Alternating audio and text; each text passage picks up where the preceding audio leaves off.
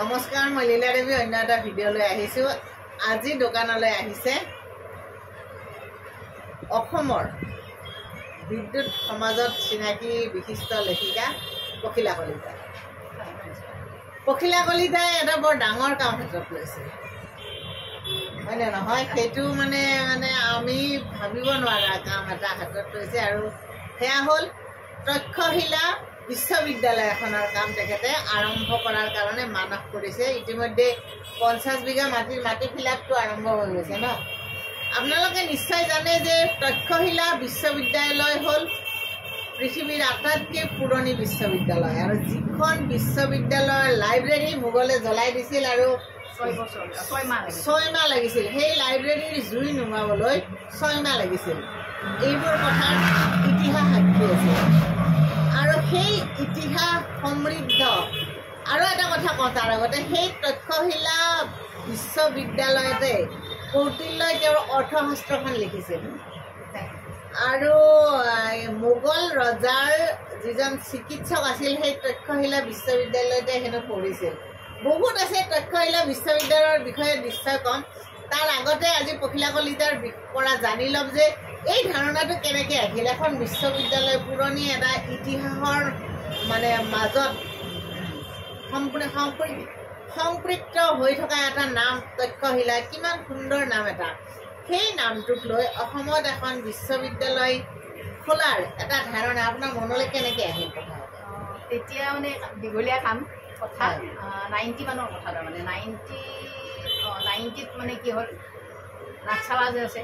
আমাৰ অসমৰ গুৱাহাটীৰ বিশেষকৈ একদম ডাঙৰ নাটৰ হেৰি আৰু নাটকৰ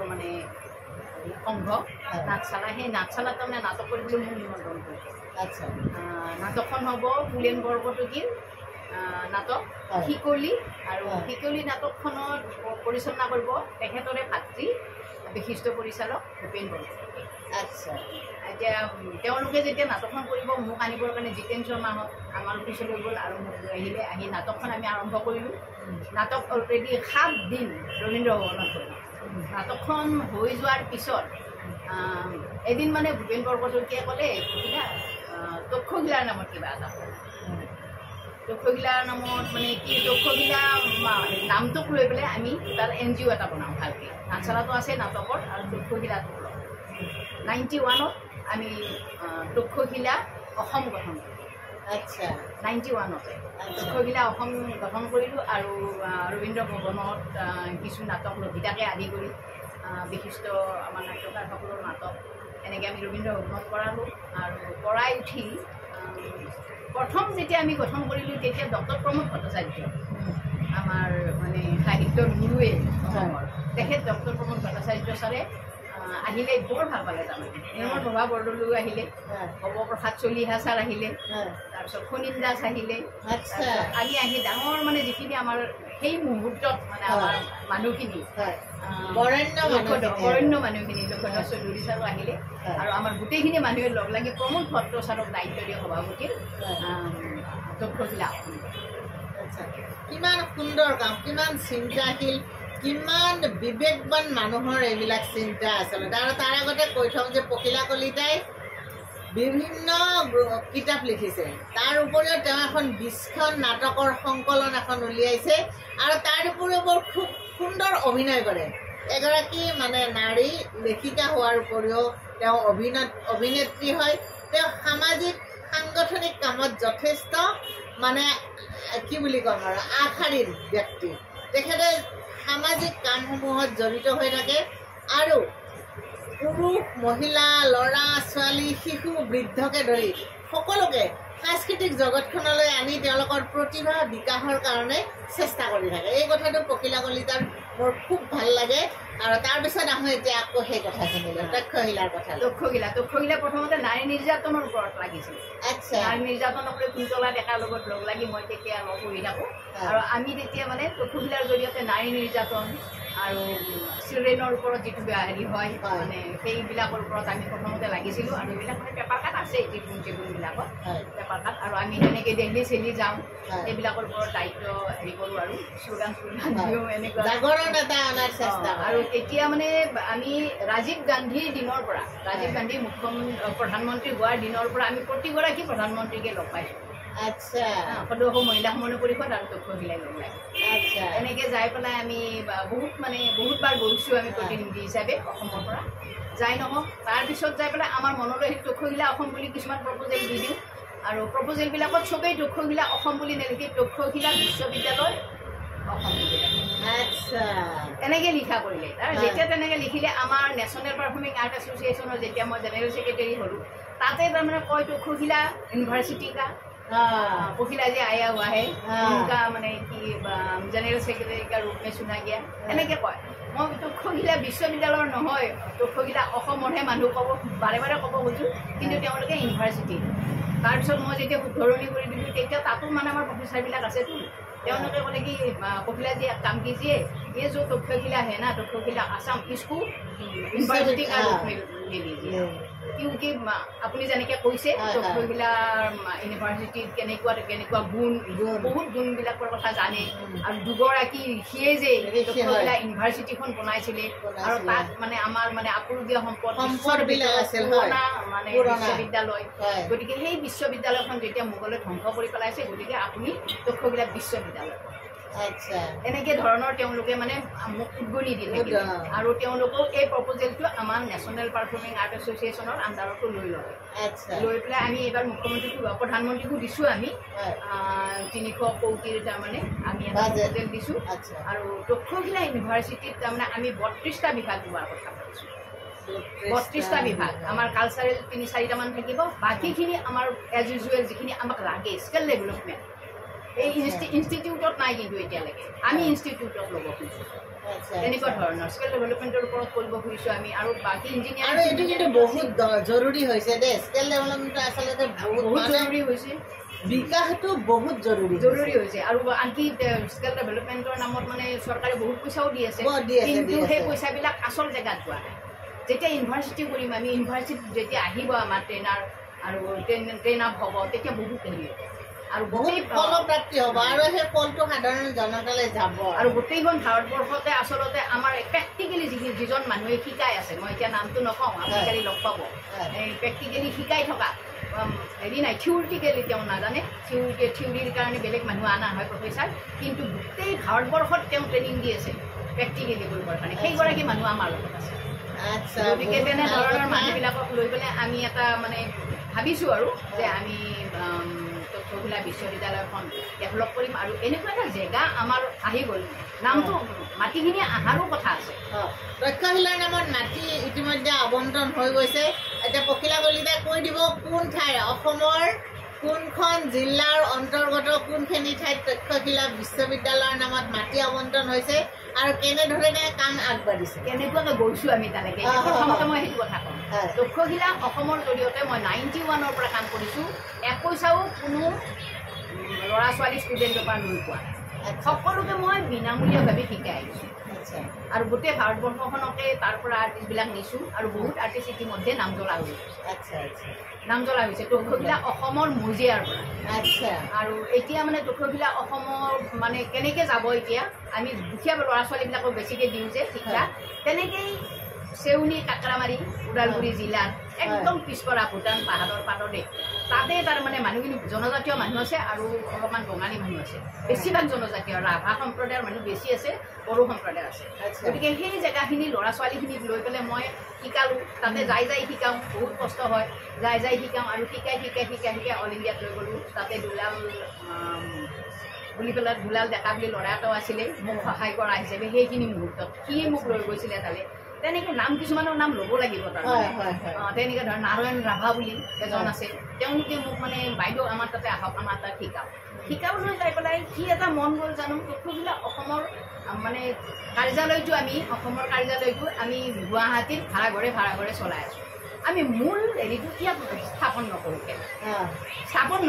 বুলি আমাৰ ভাৱ অহা নাই তাতে শিকাই থাকোঁতে প্ৰথম মিটিঙত বিষ্ণু ৰাভা দিৱস আছিলে বিষ্ণু ৰাভা দিৱসত কাৰোবাৰ মানে চোতালত শিকাওঁ আৰু বিষ্ণু ৰাভা দিৱসটো যেতিয়া পাতিলোঁ তাৰে ডিচি গ'ল ডিচি যাই পেলাই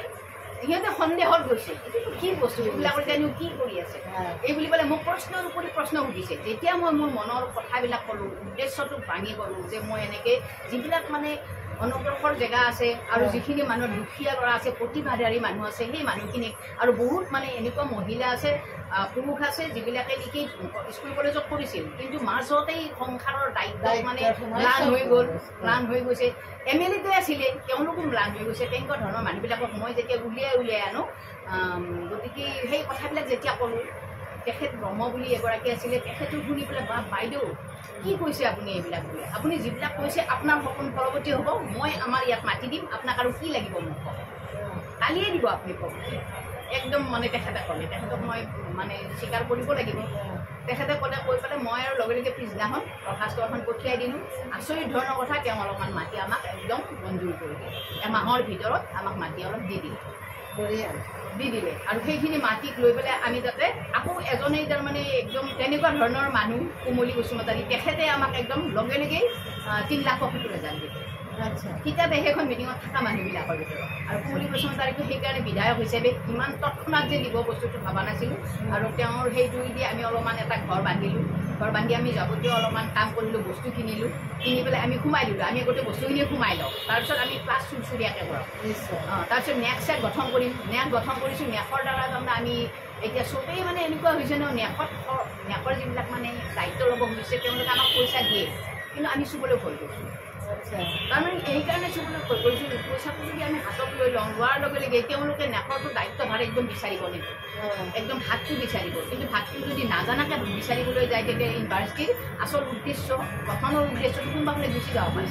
সেই ভয়তে আমি চোৱা নাই গতিকে অলপমান ভাবি চিন্তি মানুহখিনিৰ পৰা আমি পইচা মানে ল'ম তেনেকৈ ভাবিছোঁ আৰু ঘৰ চৰবিলাক বান্ধিব লাগিব ঘৰ চৰ বান্ধা নাই খালী পথাৰ হৈ আছে কিন্তু মই ইউনিভাৰ্চিটিৰ মানে যাৱতীয় মঞ্জুৰীৰ কামখিনি কৰিবৰ কাৰণে যাওঁতে আমাৰ BTRৰ প্ৰধানক লগ পালোঁ আমাৰ চিফ মিনিষ্টাৰৰ অফিচত গ'লোঁ তাতেই যাওঁতে মোক ক'লে হায়াৰ এডুকেশ্যনে ক'লে কি নহয় বাইদেউ বোলে ইউনিভাৰ্চিটি হ'ব লাগিলে আপোনাৰ 50 বিঘা মাটি লাগে গতিকে আপোনাক যিখিনি মাটি দিছে আপোনাৰ এই মাটিখিনিৰ লগত আপোনাৰ আৰু মাটি আছে নে নাই মোৰ আছে যিগৰাকী অফিচাৰ আছিল তেওঁ খুব ভাল আৰু আছে মাটি আছে মাটি যদি আছে তেতিয়াহ'লে আপুনি আজি এইখিনি কাম থওক আপুনি মাটিটো এলট কৰিব পৰা নাই 50 বিঘা অতি কমেও কৰক 100 বিঘা হ'লেতো আৰু বেছি ভাল এই বুলি কয় 100 বিঘাটো আমি নকৰোঁ একেলগতে হাতখন দিলে বহুত ডাঙৰ কথা হৈ পৰিব গতিকে 50 বিঘাৰ কাৰণে দৰখাস্ত দিছোঁ ইতিমধ্যে আমাৰ চৰজমিন হৈ গৈছে আৰু ফাইলটোৰ পৰা ওলাবলৈ বাকী আছে কোকৰাঝাৰলৈ গৈছে এটা সপোন এটা আৰু সপোনটোৰ সতে প্ৰক্ৰিয়া কলিতে দৌৰি আছে এদিন এটা NGOৰ পৰা আজি এখন বিশ্ববিদ্যালয় হ'ব গৈ আছে এটা দীঘলীয়া যাত্ৰা এটা কিন্তু মানুহৰ সহযোগ আৰু সমৰ্থন পাইছে হয় নে নহয় সমৰ্থন লাগিবই মোক আৰু তাৰ কাৰণে কিন্তু মই চবত কৰি ডাঙৰ আপোনালোকে ভাল পায় নে বেয়া পাই ক'ব নোৱাৰে মোক স্কলাৰ লাগিব বুলি কৈ আছে চবে স্কলাৰটো লাগিবই কিন্তু তাৰ ওপৰত আমাৰ অঞ্চলটোত বহুত MA পাছ কৰা ল'ৰা ছোৱালী আছে তেওঁলোকৰ নামবিলাক মই ইনক্লুড কৰিছোঁ এতিয়া আৰু তেওঁলোকক মই ইমিডিয়েট কৈছোঁ তোমালোকে একদম লগে লগে PhDৰ কাৰণে এপ্লিকেশ্যন কৰা আমাক এই এতিয়া দিয়াৰ নিচিনা আমাক অনাৰাৰী PhD নালাগেতো আমাক ভালকৈ PhD কৰিব লাগিব গতিকে PhDৰ কাৰণে তোমালোক লাগি যোৱা আৰু PhD তোমালোকৰো হ'ব আমাৰো কামবিলাক আৰম্ভ হ'ব গতিকে আমি এফালৰ পৰা সেই মানুহখিনিকো আমি তাতে নিয়োগ কৰিব পাৰিম বিশেষকৈ ট্ৰাইবেল পিছপৰা ল'ৰা ছোৱালীখিনিয়ে চাকৰিৰ কাৰণে মানে যাব নালাগিব মোৰ এটা সপোন আৰু এতিয়া কি হয় আৰু ৰাইজে মানে হেৰি দিব লাগিব সমৰ্থন দিব লাগিব চবত কৰি ডাঙৰ কথা আমাৰ BTRৰ প্ৰধানসকলে আমাক সমৰ্থন দিব লাগিব আৰু অহা ৰবিবাৰে তাত এটা অনুষ্ঠান হ'ব অনুষ্ঠানটোত কিবা উপলক্ষ আছে নে উপলক্ষ মানে আমি 15 দিনীয়া এটা নাটকৰ কৰ্মশালা এটা পাতিছোঁ আৰু ইমান ভালকৈ সঁহাৰি পাইছোঁ ল'ৰা ছোৱালীবিলাকৰ আৰু প্ৰশিক্ষকো আমাৰ গুৱাহাটীৰ পৰা কেইবাগৰাকীও নিজে যাম বুলি কৈছে যাম আমি বোলে ড্ৰামা শিকাম যাই বোলে বাইদেউ আমাক একো নালাগে আমি যাম বোলো বাপৰে কিমান ভাল কথা আমি তেনেকৈ ড্ৰামা শিকালোঁ আৰু ড্ৰামা এখন কৰিবও তেওঁলোকে সেইদিনাখন আৰু সেই ড্ৰামাখনৰ এণ্ডিং ফাংচনটো আমি 25 তাৰিখেই নকৰিম বিষ্ণু ৰাভা দিৱসো আহি আছে 20 তাৰিখে আহি আছে 20 তাৰিখে হ'লে গোটেই চবতে বিষ্ণু ৰাভা দিৱস পাতিব গতিকে আমাৰ ফাংচনটো হেৰিটো নাথাকিব মাদকতাটো নাথাকিব সেইকাৰণে আমি 18 তাৰিখে এইটো কৰিম এণ্ডিং ফাংচন বিষ্ণু ৰাভা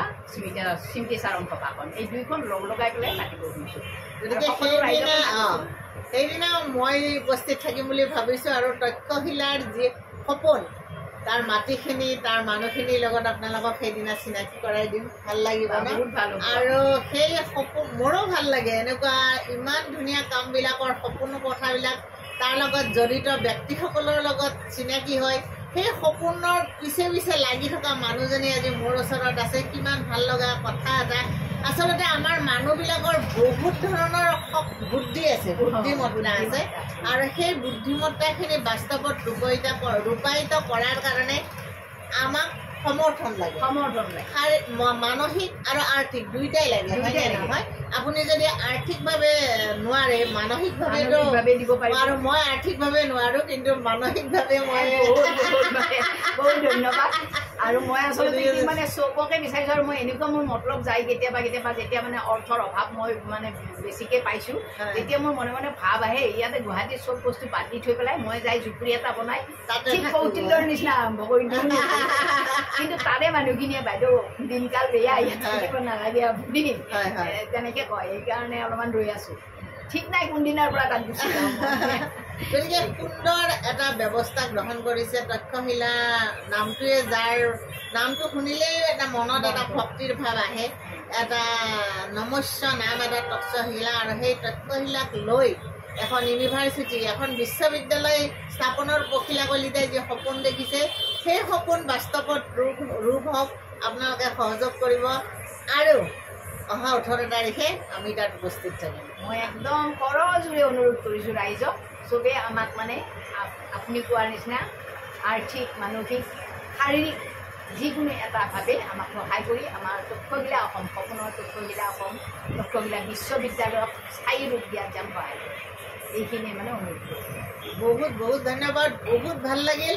জয় তক্ষশিলা